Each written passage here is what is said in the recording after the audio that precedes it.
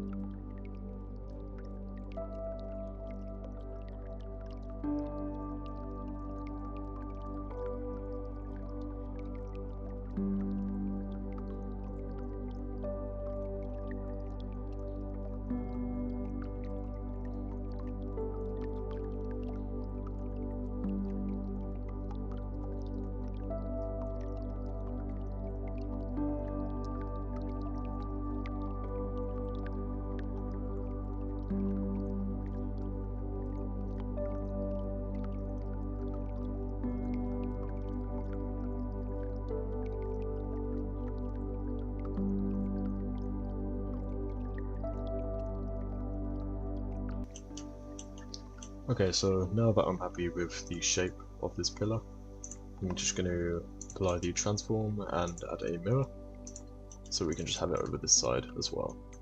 I think I might go back and change a bit of it though, maybe make it a bit smaller, but generally the shape I quite like.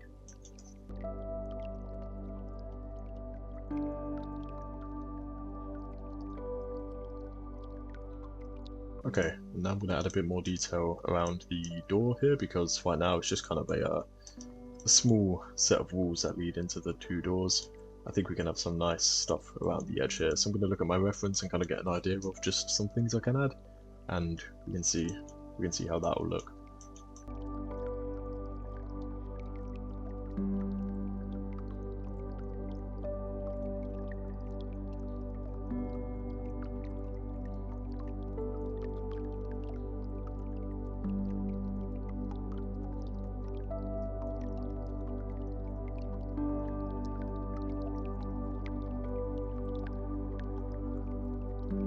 I've built this little cylinder here because I'm thinking maybe later I can put like a torch or a plant or some kind of decoration right here, and I'll also mirror it on the other side to make the entrance look a bit more kind of a bit more interesting and make it look a bit more kind of important in a way.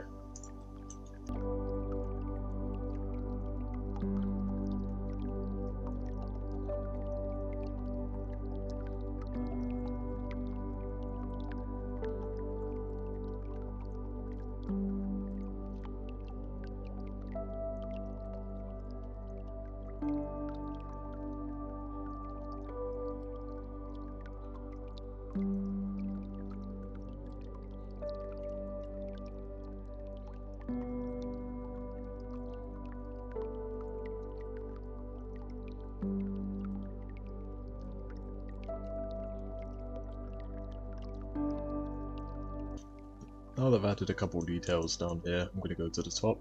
I'm planning to have like a window up here and on the right and left side as well.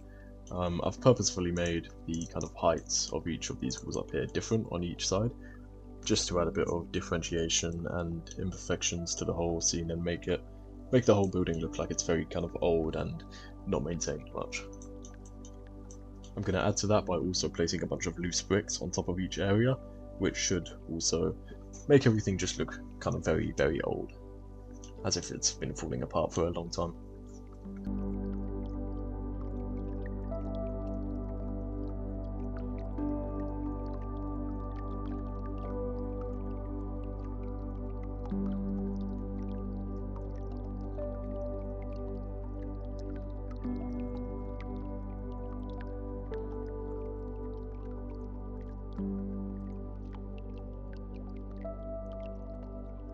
Now, the reason I've put these extra edge loops here is because I actually want to model this kind of window frame here as if it's a bunch of loose bricks that have been placed together.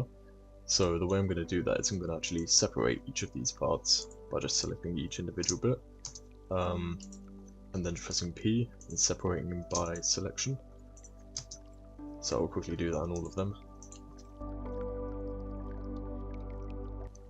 And now that everything is its own loose part, I can go to each one and I can kind of fill the face here.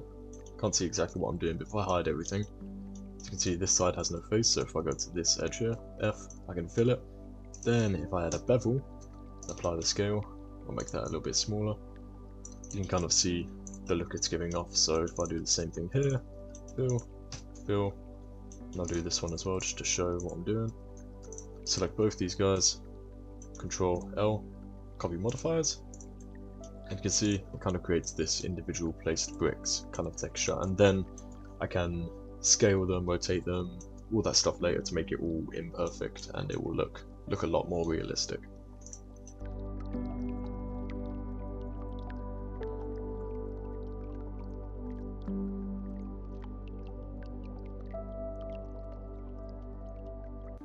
So now that I have all these bricks individually made as the kind of their own object with a nice little cut in between each one, I can go through and select all of them. I'll just apply the transform real quick and make sure they all have that bevel added. Yes, they do. And now I can go object, set origin to geometry. Now I can go to transform and randomize transform.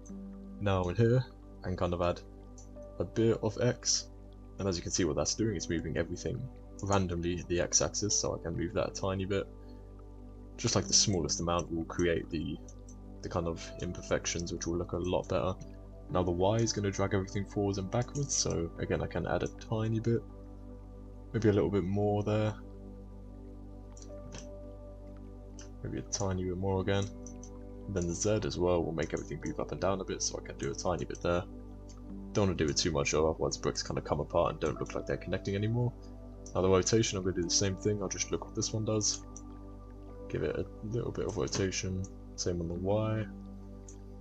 Same on the Z. Maybe that's a little bit too much, maybe. Then I'm even going to do it on the scale. I'm going to press even. I'm going to select all these guys and just do it a tiny bit so everything is a little bit different scale. I'm only going to do like 1.2 though, because if I do it too much, everything is just going to kind of fall apart. But now I have this window frame that looks a lot more realistic because it's kind of loose bricks, and this looks as if it's just been there for a very, very long time. So I can join everything together and just paste it over here, and we'll have 3 nice windows at the top here.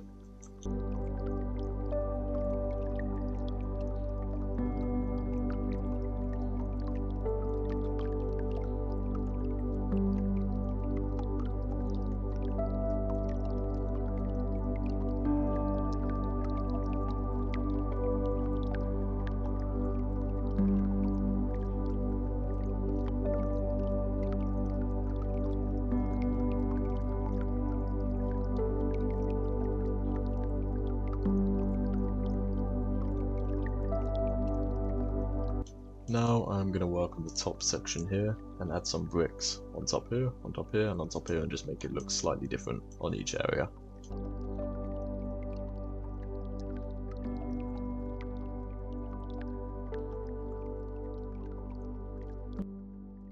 I think while I'm here as well, I'm going to move these pillars over to this corner as well, because right at the edges here you can sometimes still see the background.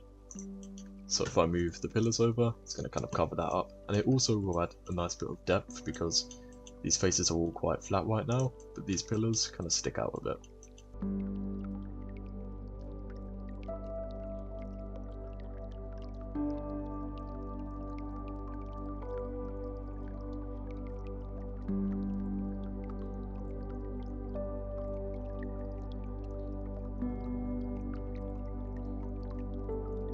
So again, I'm going to add some edge loops here, and the reason I'm adding them is so I can add a bit more imperfections to the whole scene.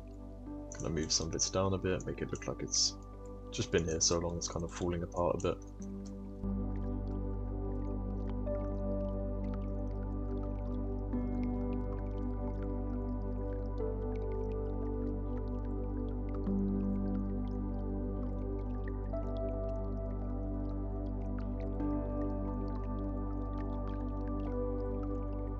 Now where these kind of imperfections I've made look exactly the same on every single model, because I duplicated it 3 times, what I'm going to do is just grab this one, and I'm going to set its origin point and everything to the middle, and I'm just going to go RX or SX and then select -1, and it's just going to kind of reverse everything I just did. So instead of this dip being on the right side, it's now on the left side, so now it doesn't look exactly the same as these two here.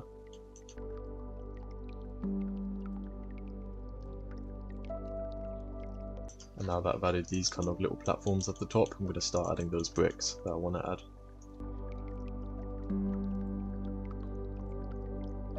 For now, just really basic shapes like this are going to do completely fine.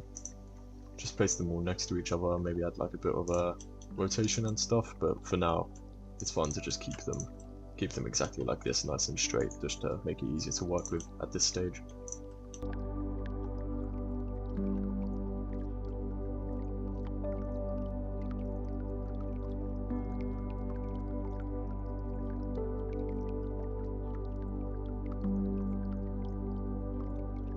Okay, so I'm happy with these for now, so what I need to do is add some subdivision to all of them.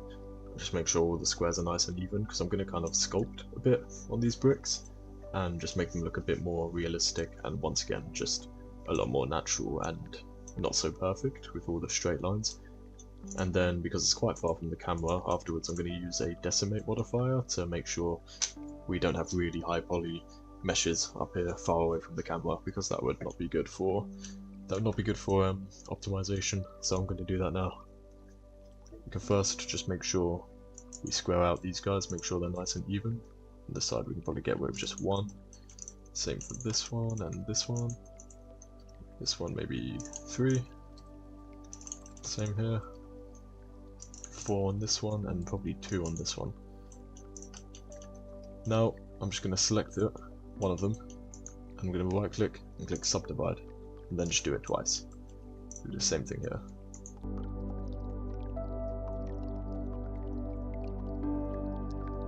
And now that I have a bit more kind of higher poly to work with here, I can add a subdivision surface modifier, make sure our scale is applied, and as you can see, if I up this again, maybe might even add a bevel first to make sure that edge is a lot more sharper. 2 segments, bring it down a bit. Then if we add a subdivision surface, we have a pretty high poly. I can also turn on statistics to see how many triangles we have. 1680, that's alright for now.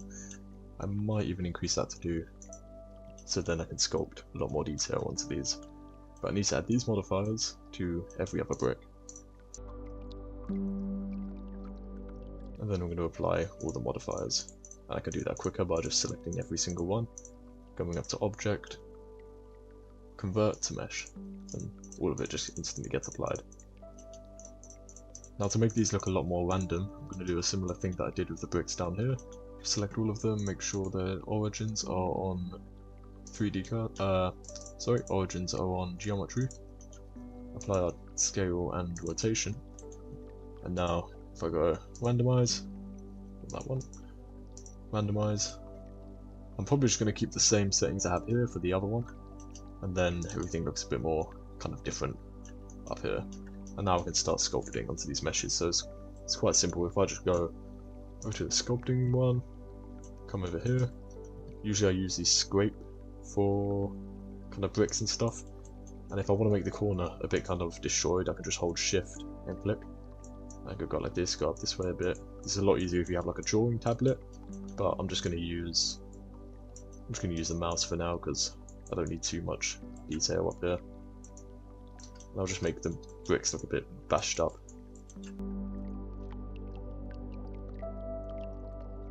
Can also use these clay strips as well to just add a bit more kind of displacement in the shape. Then if we go into edit mode, you can see all it's really doing is shifting vertexes about. So it's not really harming the topology or anything too much. And I'm going to go through each mesh and do that again.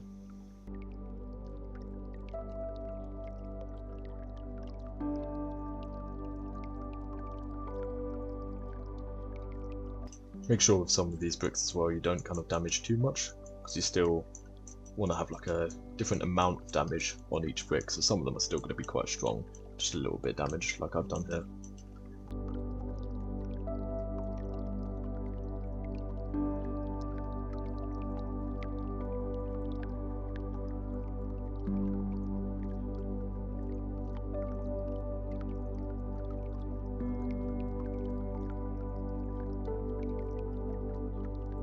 Now that I've added that detail, I'm going to come back to modeling mode, and if I select this one here, it's still 10,000 triangles, which is way too high for an object this far away from the camera. So what I can do is add a decimate and go unsubdivide. 2 levels brings it down to 2,000, which is way better than 10,000, and I could just apply. And we kind of keep the shape, but have a lot less topology.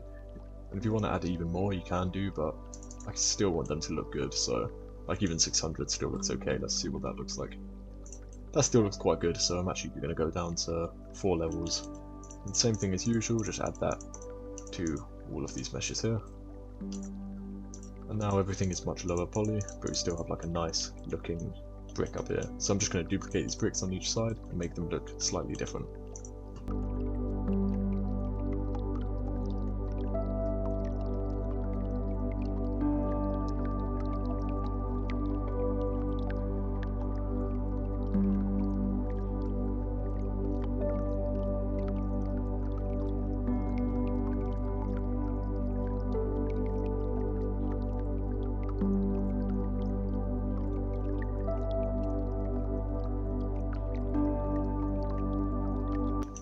So I'm happy with that now. We can have a look at what it looks like with the camera. And I think that looks quite good.